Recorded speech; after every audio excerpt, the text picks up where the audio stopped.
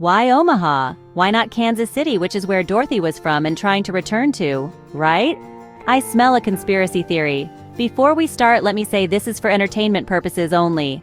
Welcome to a journey into the labyrinth of truth-seeking and telling, where everything has a reason and every choice carries a message.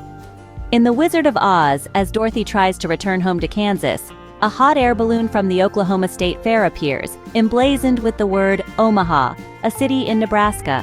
But why Omaha? Is there a hidden, deeper meaning?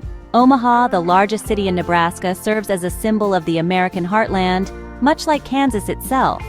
Additionally, Omaha was the starting point of the Transcontinental Railroad in the mid-19th century, a symbol of connection, of bridging distances, and of journeys towards new beginnings. Peyton Manning, a legendary NFL quarterback. And no, I am not getting into the NFL being rigged here either. Time and again, Manning was heard saying Omaha during games. I think he even had a few commercials saying Omaha in them as well. Why? Is it something more than just a play call? There is even a little conspiracy on who originally used this play call. Tom Brady claims he did, and Peyton's bro, Eli, claims he did. So why Omaha? What is the Omaha mystery? Is it a symbol, a metaphor, a piece of the storytelling puzzle? Omaha is much more than just a place. Moving forward, we now delve into a somewhat controversial topic. While researching for this video, I ran across two of the darkest theories surrounding Omaha I have found so far. One is the Franklin Child P. ring. These allegations began in June 1988 in Omaha, Nebraska, when multiple prominent Nebraska political and business figures were accused of involvement in a child ST ring. The allegations attracted significant public and political interest until late 1990, when separate state and federal grand juries concluded that the allegations were unfounded, and the ring was a carefully crafted hoax. But wait, there is more. In July 1990, private investigator Gary Caradori, hired by the Franklin Committee to investigate the allegations, died along with his 8-year-old son when his plane disintegrated mid-air near Chicago. Foul play was suspected by Caradori's brother and state senator Loren Schmidt, but was not proven by investigators. No definitive cause for the crash has been established. Secondly, because of a typo, I stumbled onto this. Have you heard about the mysterious figure known only as Maha? Me either. Some believe that Maha is a secret government agent, pulling the strings behind major world events. Others claim that Maha is a time traveler, hopping through different eras to manipulate history. There are even theories suggesting that Maha is an alien being, observing and influencing human civilization.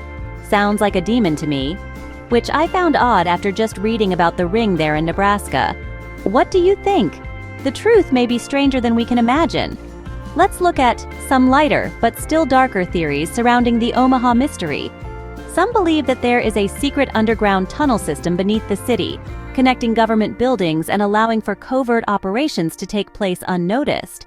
Others speculate that influential individuals use Omaha as a base for their shadowy activities, manipulating global affairs from the heart of the Midwest.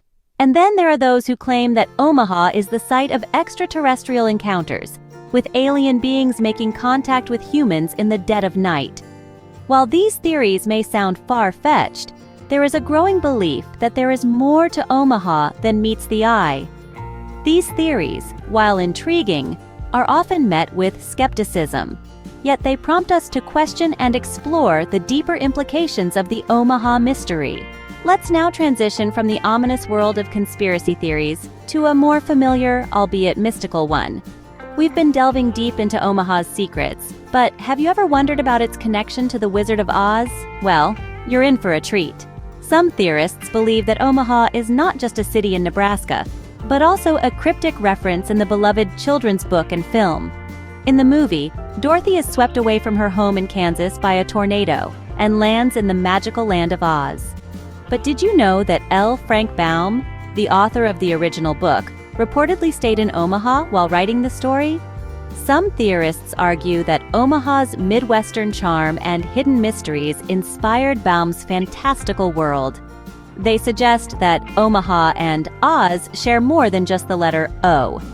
To them, Omaha represents the real world Dorothy longs to return to, a place shrouded in as much mystery and intrigue as Oz itself.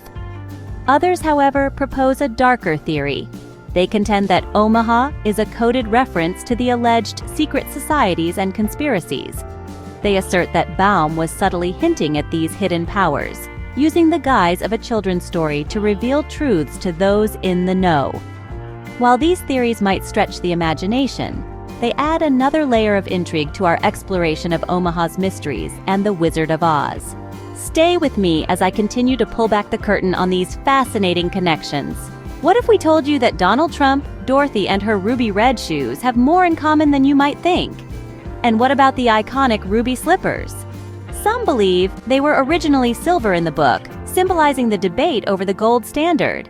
Ever heard of the Red Shoe Club? But the mysteries don't stop there.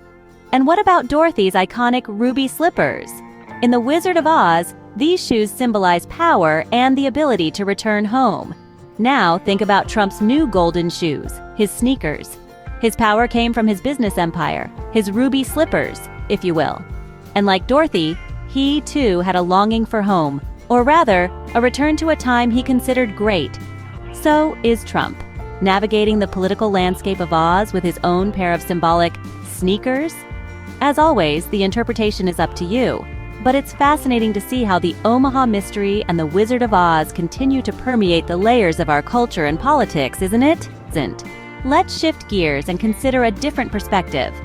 What if Trump isn't the Dorothy of our time, but rather the Wizard of Oz, the man behind the curtain? Just like the Wizard of Oz, Trump was seen as a larger-than-life figure, a powerful entity who could solve problems and make dreams come true. But remember how the wizard was revealed to be an ordinary man, using elaborate tricks and illusions to maintain his image of grandeur? So, could it be that Trump is not the innocent Dorothy but the cunning Wizard of Oz? As always, the interpretation is up to you. Thank you for watching. Please comment below. I want to hear your thoughts.